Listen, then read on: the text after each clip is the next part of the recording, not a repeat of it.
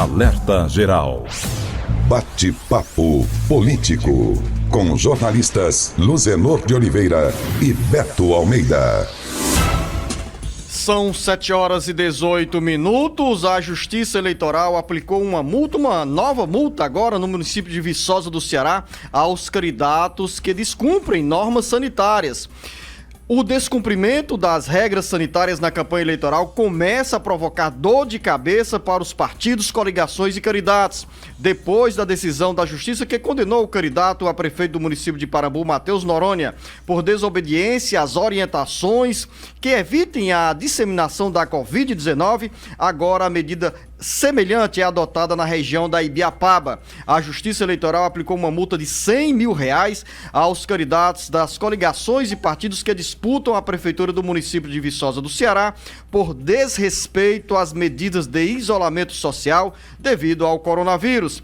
A ação é fruto de um pedido do Ministério Público Eleitoral que havia requerido a abstenção de atos públicos com aglomerações superiores ao que determinam as normas sanitárias do município. Em caso de reincidência da infração, segundo a decisão judicial, o valor da multa sobe para R$250 mil.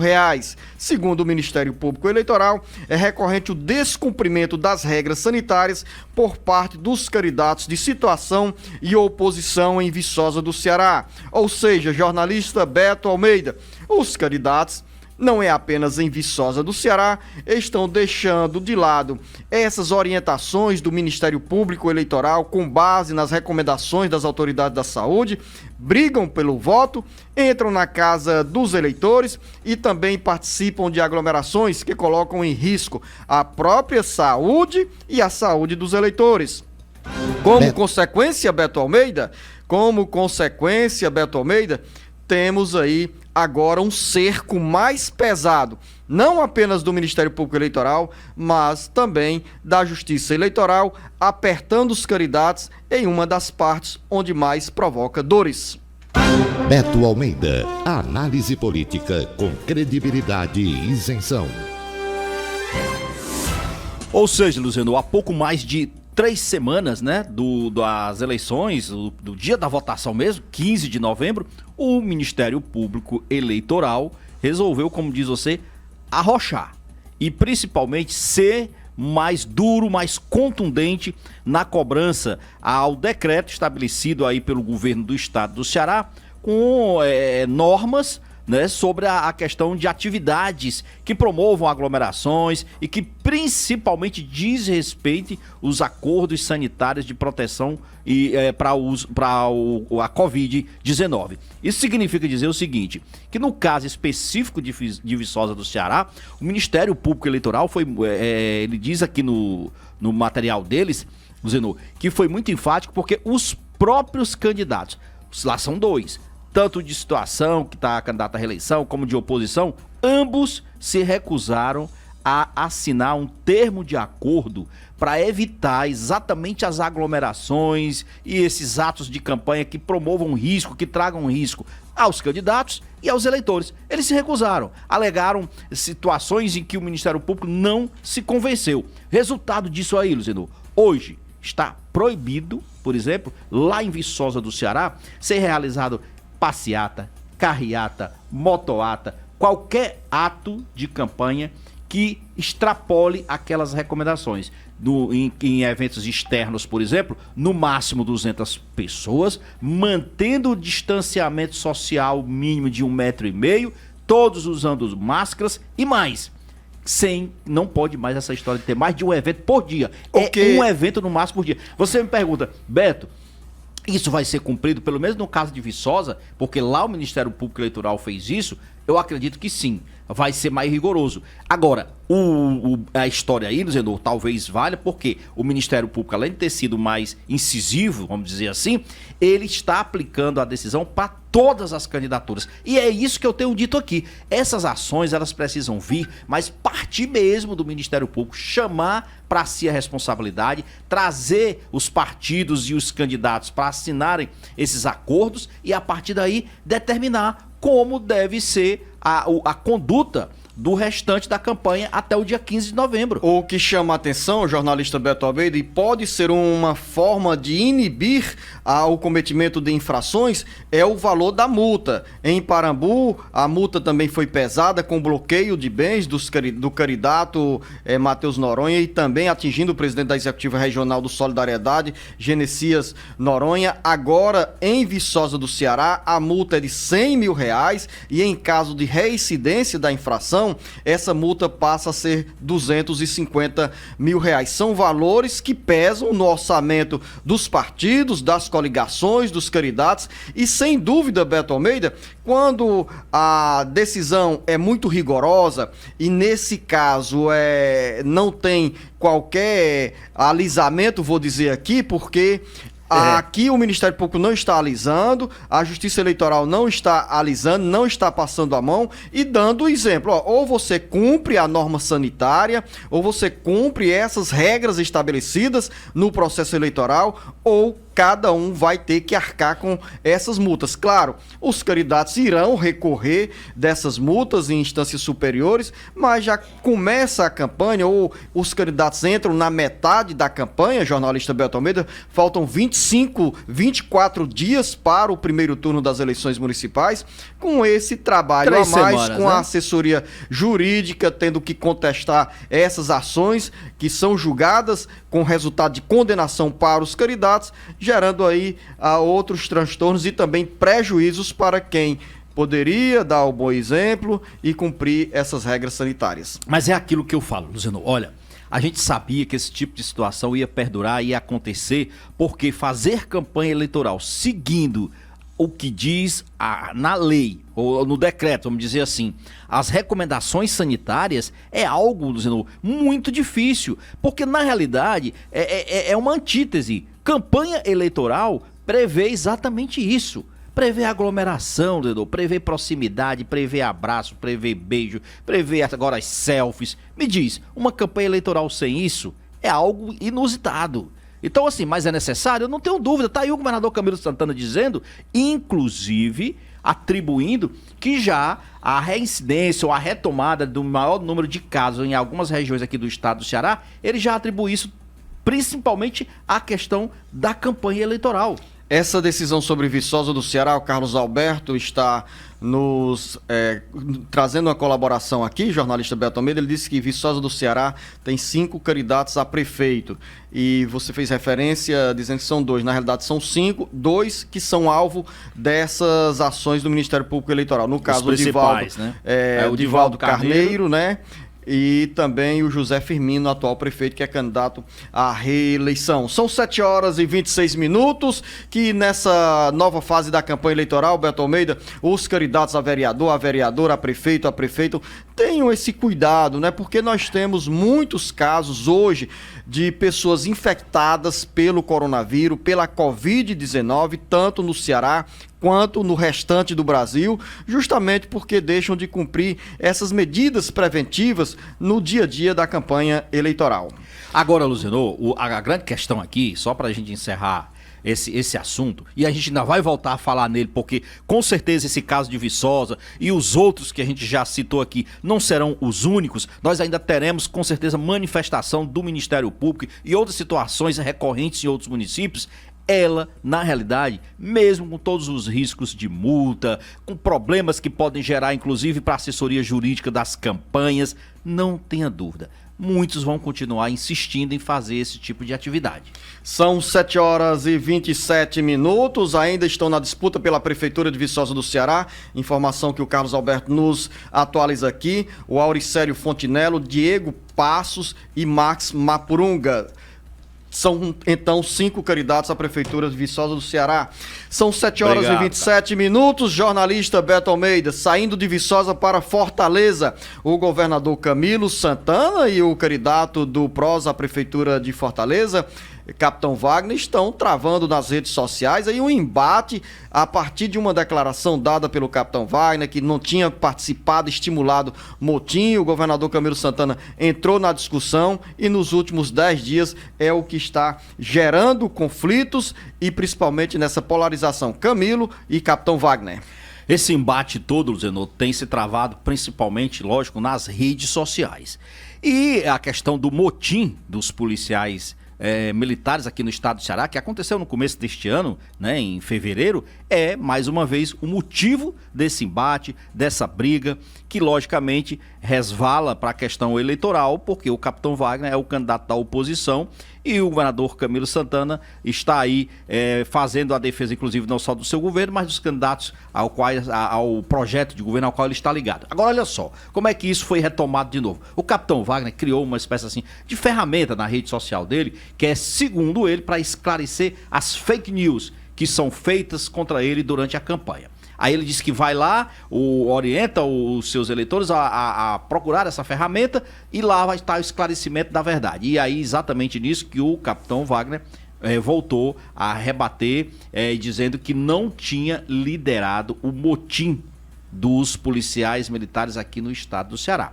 E o governador Camilo Santana, instantes depois de ver essa postagem lá nas redes sociais, voltou e rebateu o capitão, dizendo que se ele não quer assumir, que pelo menos devesse ter responsabilidade com os atos que tinham praticados e que o discurso, inclusive, dele fazendo defesa pelos amotinados, estão registrados, fazem parte dos registros e tal, que isso daí é público. Ora, mostra claramente, Luciano, o acirramento, um momento de acirramento de pico, vamos dizer assim, da campanha eleitoral. O capitão Wagner diz o seguinte, numa crítica que ele faz ao governador Camilo Santana: quando os dados da segurança pública são positivos, os méritos, ele diz, são todos do governador Camilo Santana.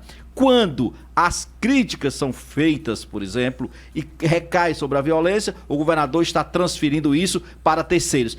Isso é apenas um capítulo a mais dentro dessa disputa eleitoral que por si só já é acirrada. Lembre-se, o capitão Wagner tem trabalhado, Luciano, e procurado tirar de si aquele conceito de que é um candidato monotemático, de que é um candidato que trata especificamente de segurança. Ele, inclusive, tem tentado se desvincular disso. E natural que os adversários tentem fazer exatamente o oposto, de colar nele, além de ser um candidato da segurança, vinculado aos militares, mas que principalmente teria estimulado o motim aqui de fevereiro desse ano, que paralisou a cidade. São 7h30 e daqui a pouco, dentro do bate-papo político, Beto Almeida, vamos falar sobre o calendário das eleições municipais e também novas ações do Tribunal Regional Eleitoral no treinamento dos técnicos que irão fazer a manutenção das urnas eletrônicas, um item de extrema importância para dar mais tranquilidade aos eleitores no dia da votação. Daqui a pouco.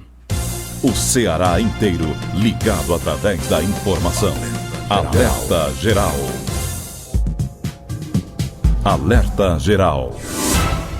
São 7h33. Nós falamos muito sobre essas ações que o Ministério Público Eleitoral vem recomendando para os candidatos obedecerem nesse período da campanha eleitoral e evitarem aglomerações que provoquem a transmissão da Covid-19. E vamos continuar falando sobre esse assunto porque em Nova Russas a Justiça acata a ação do Ministério Público Eleitoral e determina que a coligação uma coligação se abstenha de realizar eventos com aglomerações. As informações agora com Sátrio Salles. A Justiça Eleitoral acatou a ação proposta pelo Ministério Público Eleitoral e determinou que a coligação Nova Russas, cada vez maior, e respectivos candidatos se abstenham de realizar eventos com aglomerações de pessoas, caso de comícios, carreatas e caminhadas, sob pena de multa de R$50 mil para cada candidato e partido por evento que descumprir a decisão. O pedido do Ministério Público Eleitoral ocorre após um relatório da 2ª Companhia do 7º Batalhão da Polícia Militar apontar a realização de uma carreata de grande porte pelas ruas de Nova Russas, visando a promoção de candidaturas lançadas pela coligação. A composição policial também ressaltou que não foi comunicada formalmente pela coligação que o evento, que teve mais de 90 veículos, incluindo carros e motos, seria realizado. Ainda, segundo a Polícia Militar, o ato de campanha, por contar com um grande número de automotores, acabou bloqueando várias vias da cidade, não tendo a autoridade policial conseguido conter os atos de aglomeração de pessoas nas ruas do município. Diante disso, e com base em fotografias e filmagens do evento, a promotoria reforça que o ato descumpriu as normas vigentes acerca da política estadual de combate à pandemia da Covid-19 no Ceará, gerando um grande risco para a saúde de vida dos eleitores. Na ação eleitoral, o MPE destacou que não é a primeira vez que o órgão recebeu denúncias de um ato irregular promovido por candidatos da coligação. Com informações dos bastidores políticos no interior do Ceará, Sátiro Salles para o Jornal Alerta Geral. Essa ação que a gente já comentou aqui, Luciano, ganha força porque a Corregedoria Eleitoral aqui no TRE, representada pelo desembargador Inácio de Alencar Cortez, recomendou por meio de um ofício circular que ele encaminhou para todos os juízes das zonas eleitorais do Ceará para que adotem providências para coibir atos de campanha que violem as regulamentações sanitárias estaduais e federais. O documento aqui, Luciano, recomenda inclusive o uso do auxílio da força policial para a adoção de medidas de imediata regularização do ato, intimando de forma pessoal, direta e nominal o candidato ou o representante do partido que vá de encontro às recomendações sanitárias. Ou seja, Pois não. Complete. Não, eu disse assim, ou seja, os juízes das comarcas do interior estão respaldados pelo Tribunal Regional Eleitoral para adotarem essas medidas mais duras contra quem desobedece às regras sanitárias. Era isso que você queria falar? Exatamente isso. Poxa vida, estamos bem sintonizados, né? Os eleitores não serão obrigados a portar o título para votar. A decisão é do Supremo Tribunal Federal. Carlos Alberto. O plenário do Supremo Tribunal Federal confirmou por unanimidade que o eleitor não pode ser impedido de votar caso não tenha em mãos o título de eleitor, sendo obrigatória somente a apresentação de documento oficial com foto. Com a decisão, os ministros do Supremo tornaram definitiva uma decisão liminar concedida pelo plenário às vésperas da eleição geral de 2010, a pedido do PT. O julgamento de mérito foi encerrado no plenário virtual, ambiente digital em que os ministros têm um prazo, em geral, de 1 semana para votar por escrito. Os ministros entenderam agora, de modo definitivo, que exigir que o eleitor carregue o título de eleitor como condição para votar não tem efeito prático para evitar fraudes, uma vez que o documento não tem foto e constitui óbice desnecessário ao exercício do voto pelo eleitor, direito fundamental estruturante da democracia. Da redação do Ceará Agora, Carlos Alberto para o Jornal Alerta Geral. São 7 horas e 37 minutos, uma medida que desburocratiza, Beto Almeida, dá mais liberdade para os eleitores, principalmente quem perdeu o título, aquele documento, e para votar não necessariamente precisa levá-lo ao local de votação, à sessão eleitoral. Depois de dispensar o uso da biometria, e principalmente por causa da demora no processo de votação e também por causa das restrições sanitárias impostas aí pela Covid-19, agora o Supremo Tribunal Federal, em boa hora, tomou essa decisão de não tornar obrigatório o uso, a apresentação, né, do documento do título. Sabe por quê, Luciano? Porque na realidade, com essa decisão, além de o eleitor ter que levar o título, ele teria que levar também um documento de identificação com foto. Ora, são duas coisas. Se o eleitor tem certeza do local de votação dele, sabe onde é a sessão, ele não está com o título em mãos. Você sabe onde é a sua sessão de votação, Beto Almeida? Eu sei onde é a minha sessão, sei o local de votação. Então, assim... E você tem o título? Eu tenho um título, mas eu acho que essa medida... Cuidadoso, zeloso. Sim, eu guardo e, logicamente, sei exatamente onde está guardado. A Lucínia Barbosa está lá na outra sala da redação e disse assim, não acredito, o Beto Almeida guardou o título. Isso é porque ela já tem aqui, eu vou entregar aqui uma coisa da Lucinha, tá? Ela tem pelo menos uns 10 anos que não vota, porque ela é hoje residente em Fortaleza, mas o título dela, Luciano, continua fora, tá sabendo? Beto Almeida, eu imaginava que você iria, porque a Lucinha Barbosa sempre fala aqui, olha, poxa, eu não acredito, o Beto esqueceu isso, o Beto esqueceu aquilo. E você sabe o que é que a Lucínia esqueceu hoje aqui no Jornal Alerta Geral? Que foi? Por isso que ela fez questão de não entrar no ar, Beto Almeida. Que foi? O kit de maquiagem, Beto. Ah, rapaz, é isso, é verdade. A Lucinha sem um kit de maquiagem não é a Lucinha. São 7 horas e 39 minutos. As eleições de 2020 contarão com mais de 15 mil servidores e mais de 2 milhões de mesários, milhares aqui no Ceará. As informações com Carlos Silva. Neste ano, para viabilizar o voto dos mais de 147 milhões de eleitores em cada um dos 5.568 municípios brasileiros, a Justiça Eleitoral conta com um corpo de 15,4 mil servidores e colaboradores, 2.645 juízes eleitorais, bem como um batalhão de aproximadamente 2 milhões de mesários. No Ceará, foram convocados 75.092 mesários pelo Tribunal Regional Eleitoral. Destes, 71% são voluntários, cerca de 53.466 pessoas. No dia 15 de novembro, primeiro turno do pleito, os eleitores votarão em 556 mil urnas eletrônicas nas mais de 480 mil sessões eleitorais distribuídas por 95 mil locais de votação. Em comunidades ribeirinhas e aldeias indígenas, as urnas serão levadas a locais remotos e de lá, ao fim da votação, os votos são transmitidos via satélite às sedes dos tribunais regionais eleitorais em minutos. Este ano, há cerca de 550 mil concorrentes por 33 partidos políticos. Com informações do Ceará agora, para o jornal Alerta Geral, Carlos Silva. Mais uma etapa importante dos preparativos para as eleições municipais é cumprida pelo Tribunal Regional Eleitoral. Carlos Alberto. São 7 horas e 41 minutos. O Carlos Alberto está se preparando para chegar com essas informações sobre o treinamento dos técnicos que irão cuidar das urnas eletrônicas. Urnas que são importantes principalmente quando são bem armazenadas, com segurança e com cuidado devido, para não darem problema no dia da votação. Agora sim, Carlos Alberto. Mais uma etapa dos preparativos das eleições municipais foi cumprida. Profissionais contratados para atuar como técnicos de urnas nas eleições 2020 em Fortaleza receberam treinamento nesta segunda e terça-feira. Participaram do treinamento 741 técnicos, sendo 79 em Fortaleza e 662 nos municípios do interior. Segundo o chefe da seção de Planejamento e Gerenciamento de Eleições, Gladson Muritiba, o papel dos técnicos é no sentido de dar suporte na preparação de contingências da urna eletrônica, a fim de garantir, durante o dia, o processo da votação eletrônica e, após o período da votação, durante a apuração, caso seja necessária, a recuperação de algum dado da urna eletrônica.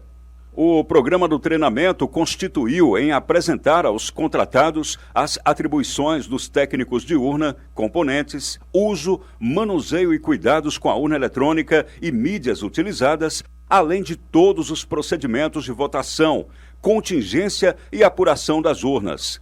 O primeiro turno das eleições municipais será realizado no dia 15 de novembro e, pelas próximas 3 semanas, todas as medidas de segurança para a proteção e funcionamento das urnas estão sendo adotadas. Com informações dos bastidores das eleições municipais, para o jornal Alerta Geral, Carlos Alberto.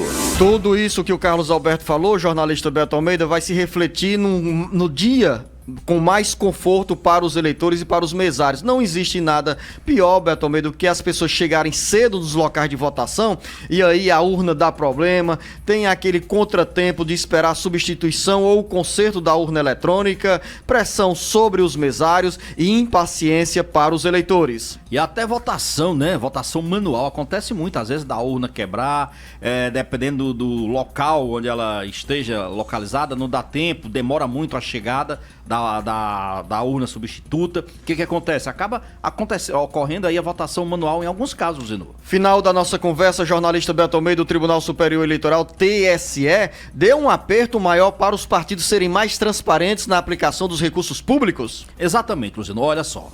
Hoje essa obrigação ela já existe, mas apenas para o período eleitoral. Durante o período de campanha, os partidos têm que estar ali atualizando em tempo real, atualizando mensalmente em tempo real, inclusive, os gastos de campanha, os recursos financeiros que entram, que saem.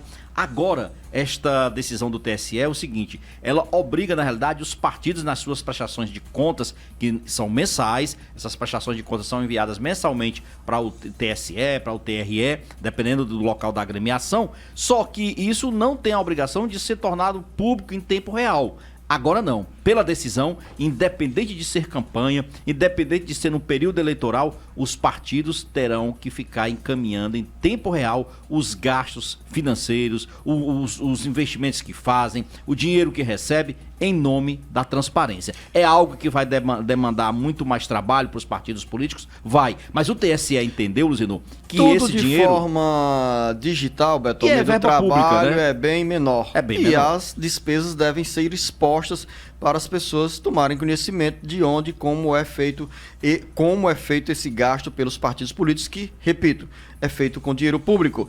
7h45, jornalista Beto Almeida, você uma boa quarta-feira, com tempo nublado na região metropolitana de Fortaleza. Daqui a pouco mais informações com Marcos Furlan e também outras notícias você tem no cearagora.com.br. São Grande as abraço. chuvas do Caju, Luzino, dando aqui um sossego na nossa temperatura. Um bom dia a todos, até amanhã. Um sossego na temperatura e uma inquietação para quem tem problemas alérgicos, Beto. Verdade. Grande abraço. Abraço.